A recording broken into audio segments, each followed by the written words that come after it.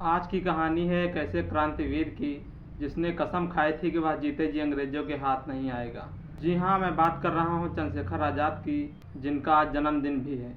आज़ाद ने 15 वर्ष की उम्र में घर छोड़ा, गांधीवादी बने, फिर गांधी जी से अलग हुए और अपना एक संगठन बनाया, हिंदुस्तान सोशलिस्ट रिपब्लिक एसोसिएशन यानी HSRA। आज़ाद और उनके साथियों ने ब्रिटिश पुलिस अधिकारी सैंडर्स की हत्या की, जो कि लाला लाजपत राय की मौत का बदला था। अपने विचारों को जनहित तक पहुंचाने के लिए अंग्रेजी पार्लियामेंट में बम फेंकवाया, काकोरी कांड भी करवाया। आज़ाद के बलिदान की कहानी आप सभी के संग साझा करना है। नमस्कार दोस्तों, सत श्री अकाल, आदाब। मेरा नाम है जय कुमार। मैं स्वागत करता हूं आप सबका अपने चैनल सदभुज जानकारी में। चंद्रशेखर आज़ाद, जिनका जन्म 23 जुलाई 1906 में अलीराज, जो अब मध्य प्रदेश में आता है, हुआ था। इनका वास्तविक नाम था चंद्रशेखर सीताराम तिवारी। चंद्रशेखर आज़ाद का जन्म बेहद गरीब परिवार में हुआ था। आज़ाद ने 15 वर्ष की उम्र में अपना घर छोड़ दिया था। कुछ दिन बम्बई में गुजारे, फिर बनारस आ गए और बनारस में आज़ाद एक संस्कृत विद्यालय में रहने लगे। यह वही समय था जब महात्मा गांधी के नेतृत्व में असहयोग आंदोलन पूरे जोर शोर से चल रहा था। इसी बीच चंद्रशेखर कांग्रेस के द्वारा बनाए गए युवा संगठनों से जुड़ गए। उन्होंने शराब की दुकानों पर धरना दिया और कई धरना प्रदर्शनों का हिस्सा बने। उन्हें पुलिस ने गिरफ्तार कर लिया और उन पर सार्वजनिक व्यवस्था में गड़बड़ी करने का आरोप लगाया। चंद्रशेखर को मजिस्ट्रेट के सामने पेश किया गया और यहीं से कुछ ऐसा हुआ कि चंद्रशेखर सीताराम तिवारी चंद्रशेखर आज़ाद बन गए। जब जज ने चंद्रशेखर से उनका नाम और उनके परिवार के बारे में पूछा तो उन्होंने बताया कि उनका नाम आज़ाद है, पिता का नाम स्वतंत्रता और उनके घर का पता जेल की कोठरी। चंद्रशेखर की यह बात जज को बहुत बुरी लगी, तो जज ने चंद्रशेखर को 15 बेत मारने का आदेश दे दिया। जेल से रिहा होने के बाद चंद्रशेखर ने अपना नाम बदलकर चंद्रशेखर आज़ाद की उपाधि धारण कर ली। उन्होंने यह भी संकल्प लिया कि वह जीते जी कभी अंग्रेजी सरकार के हाथ में नहीं आएंगे। फरवरी 1922 में जब गांधी जी ने असहयोग आंदोलन खत्म कर दिया तो आज़ाद इससे परेशान होकर दूसरे रास्ते पर चल पड़े। ऐसे बहुत से युवा थे जो गांधी जी से नाराज हो चुके थे, वो दूसरे मार्ग पर चल पड़े थे। आज़ाद भी उन्हीं में से एक थे। जल्द ही आज़ाद राम प्रसाद बिस्मिल और सचिंद्रनाथ सन्याल की हिंदुस्तान रिपब्लिक आर्मी से जुड़ गए। यहाँ उन्होंने सशस्त्र विद्रोह करने के लिए पैसे जुटाने के मकसद से अंग्रेजी सरकार के खजाने लूटे। इनमें से सबसे प्रसिद्ध 1925 का काकोरी ट्रेन कांड था। इस घटना में शामिल सभी क्रांतिकारियों में से सिर्फ चंद्रशेखर आज़ाद ही पुलिस के हाथ नहीं आए थे।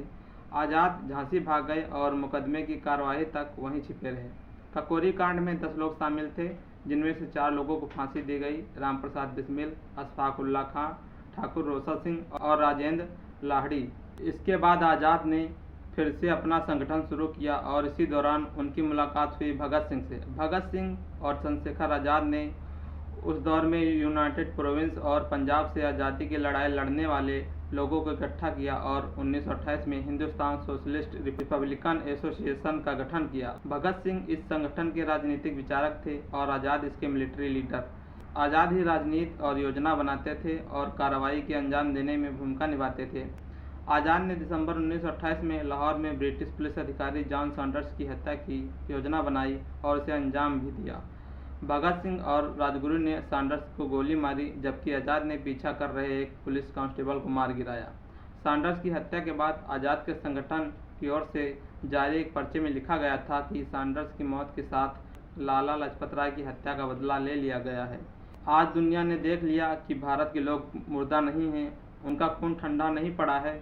इस संगठन ने एक और बड़ा क्रांतिकारी कदम उठाया। 1929 में भगत सिंह और बटुकेश्वर दत्त ने दिल्ली में सेंट्रल असेंबली में बम गिराया। इसके बाद ब्रिटिश सरकार ने इस संगठन के खिलाफ अभियान छेड़ दिया और संगठन के सभी प्रमुख लोगों को गिरफ्तार कर लिया।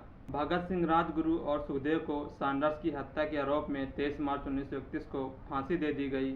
अपने साथियों के चले जाने के बाद चंद्रशेखर आज़ाद अंडरग्राउंड होकर लगातार काम करते रहे। उन्होंने अपने साथी भगत सिंह को जेल से छुड़वाने की योजना पर फोकस किया, लेकिन 27 फरवरी 1931 को जब आज़ाद इलाहाबाद के अल्फ्रेड पार्क में अपने साथी क्रांतिकारी सुखदेव राज से मिलने जा रहे थे, तभी पुलिस को उनके बारे में पता लगा और आज़ाद को घेर लिया गया। आज़ाद ने पुलिस से संघर्ष तो किया, लेकिन वह घायल हो गए। क्योंकि आज़ाद ने संकल्प भी लिया था कि वह आप कभी जीवित अंग्रेजी सरकार के सामने पकड़े नहीं जाएंगे, इसलिए आज़ाद ने अपने आप को गोली मार ली। जिस पार्क में उनकी जान गई थी उसका नाम आज़ाद के नाम पर रखा गया। आज़ाद ऐसे क्रांतिकारी थे जो अपने लिए नहीं अपने वतन के लोगों के बारे में सोचते थे। ऐसे वीर को मेरा सत सत नमन।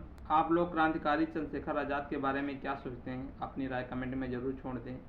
तो आज के लिए इतना ही, मिलते हैं फिर किसी वीडियो में आपको जागरूक करने के लिए। तब तक के लिए धन्यवाद। जय हिंद, जय भारत।